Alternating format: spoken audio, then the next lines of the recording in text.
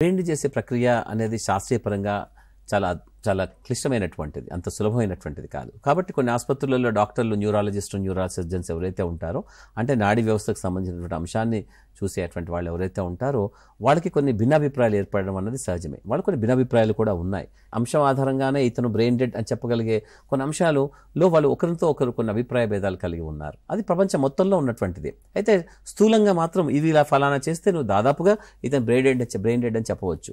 ఎందుకు ఇంటెన్సివ్ కేర్లో ఉన్నటువంటి ఒక చిన్న డాక్టర్ కూడా ఇతను బాగా కాడు, ఇతను బతికే అవకాశమే లేదు, ఇతను జీవన్మృతుడు అని అతను అనుకోవడానికి వీలవుతుంది. కానీ నిరూపించడానికి, శాస్త్రీయంగా నిరూపించడానికి, ఒక ఎవిడెన్స్లా చూపించడానికి మాత్రం కొన్ని పద్ధతులు కనిపించాలి. వాటిలో మేము కొన్ని టెస్టులు అవి ఉంటాయి. ఈజీ అంటూ బ్రెయిన్కి అంతా చేస్తారు. దాని లోపల మొత్తం సుప్త చేతనావస్థలో ఉంది బ్రెయిన్ అంతా కూడా, దాంట్లో ఎటువంటి యాక్టివిటీ లేదు, ఫ్లాట్గా. మన ఈసీజీ తీస్తే గుండె అయిపోయిన తర్వాత ఈసీజీ అంతా ఫ్లాట్గా ఉంటుంది, అంటే గుండె అయిపోయిందని మీకు చూపిస్తూ ఉంటారు కదా సినిమాల్లో, అక్కడ ఇక్కడ సినిమాటిక్గా చూపిస్తారు. అంత ఈసీజీ అంతా ఫ్లాట్గా వచ్చేసింది అంటే గుండె అయిపోయిందని. ఇక్కడ అటువంటి రిథం ఏదైతే ఉంటుందో, బ్రెయిన్లో కూడా రిథం ఉంటుంది, బ్రెయిన్లో కూడా ప్రకంపనలు ఉంటాయి.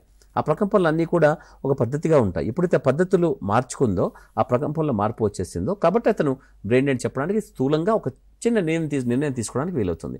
అలాగే అప్నియా టెస్ట్ అంటూ ఒకటి ఉంటుంది అన్నట్టు. అటువంటి టెస్టులు చేస్తే ఇక వాళ్ళకి బ్రెయిన్ స్టెమ్ అది ఏదైతే ఉంటుందో, అంటే ప్రపంచానికి ఈ వ్యక్తి యొక్క శరీరానికి మధ్య అనుసంధానంగా ఉన్నటువంటి ఒక ప్రక్రియ, అంటే నేను చూస్తున్నాను, వింటున్నాను, తెలుసుకుంటున్నాను, మాట్లాడగలుగుతున్నాను, నడవగలుగుతున్నాను అని చెప్పగలిగే వ్యవస్థ మనది, సొంతమైనటువంటిది.